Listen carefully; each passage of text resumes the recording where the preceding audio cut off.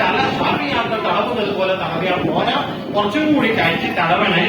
ഷാഫിയാക്കൾക്ക് അല്പം തടവിയാൽ മതി. അതേ സമയത്ത് അവർ പൊതുവെടുക്കണമെങ്കിൽ ഒരുപാട് എണ്ണമായി കുറച്ച് വെള്ളം ദിവസമായി കുറച്ച് വെള്ളം വേണം. ഇങ്ങനെ ആ ഓരോ റൂട്ടിലും ചില കർമ്മപരമായി ചില നിയമങ്ങൾ വ്യത്യാസപ്പെടുത്തു എന്നല്ലാതെ ഒരു നിലക്കും 4ന്റെ റൂട്ടും പോയി വെച്ചതല്ല. 4 ഹക്കായ റൂട്ടാണ്. കോഴിക്കോട് സ്റ്റാൻഡിലേക്ക് 4 വ്യത്യസ്തമായി വഴി കൊടുത്തതുപോലെ സ്വർഗമാകുന്ന സ്റ്റാൻഡിലേക്ക് 4 റൂട്ടിലൂടെ പോയി. അതിന്റെ തെളിവാണ് പറഞ്ഞത്. സ്വഹാബത്തിന്റെ കാലത്ത് അങ്ങനെ മദ്ഹബിന്റെ ആവശ്യമില്ലായിരുന്നു.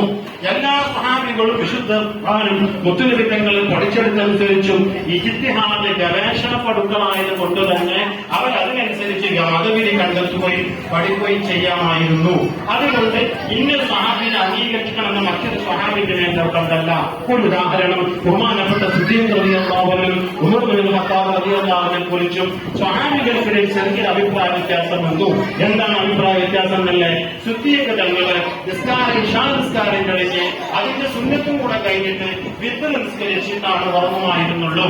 ഉമർ റളിയല്ലാഹു അൻഹു നിസ്കാരത്തിന്റെ അവസാന നിസ്കാരത്തിൽ എന്ന നിലയ്ക്ക് തഹജ്ജുദ് നിസ്കാരം കൂടി കഴിഞ്ഞിട്ടാണ് അവിടെ നിന്ന് വിത്ർ നിസ്കരിക്കുമായിരുന്നുള്ളൂ.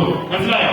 2 സ്വഹാബികളും കർമ്മപരമായി ചെയ്യുന്ന വിഷയങ്ങളിൽ സമയത്തിന്റെ വിഷയത്തിൽ ചെറിയൊരു മാറ്റത്തിരുത്തലുകൾ കണ്ടപ്പോ സ്വഹാബികൾ ചെന്ന് പറഞ്ഞു കൊടുത്തു നബിയോട്, നബിയെ 2 പ്രധാനപ്പെട്ട തങ്ങളുടെ നാവുകൊണ്ട് സ്വർഗം കിട്ടുമെന്ന് പറഞ്ഞ് 2 ഖലീഫമാരായി വരേണ്ട ഈ 2 സ്വഹാബികൾ ഇങ്ങനെയാണല്ലോ. സിദ്ദീഖ് തങ്ങൾ എഴുതങ്ങൾ വിളിച്ചു. സിദ്ദീഖ് തങ്ങളെ നിങ്ങൾ എന്താണ് അങ്ങനെ ചെയ്യാനുള്ള കാരണം? നബിതങ്ങൾ കൊടുത്ത മറുപടി, നബിതങ്ങൾക്ക് സിദ്ദീഖ് തങ്ങൾ കൊടുത്ത മറുപടി, നബിയെ ഈ സിദ്ദീഖ് എപ്പോ മരിക്കും അറിയില്ലല്ലോ, അതുകൊണ്ട് എനിക്ക് നിസ്കരിക്കാൻ സമയം കിട്ടിയില്ലെങ്കിലോ ഞാൻ നിസ്കരിക്കാണ്. മറ്റൊന്ന്, ഞാൻ ഉറങ്ങിപ്പോവുകയാണെങ്കിൽ എന്റെ ഉറക്കം വിത്ര നഷ്ടപ്പെടുത്തുമോ?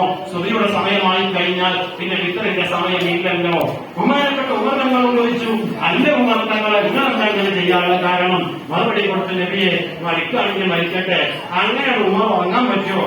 അവസാനത്തെ നിസ്കാരം വിത്തറാക്കണമെന്നല്ലേ തങ്ങൾ പഠിപ്പിച്ചത്, അതുകൊണ്ട് ഞാൻ അവസാനത്തെ നിസ്കാരം വിത്തറാക്കി. നബി തങ്ങൾ പറഞ്ഞു, നിങ്ങൾ 2 പേര് ചെയ്തതുപോലെ ചെയ്തോളൂ, 2ഉം ശരിയാണ്.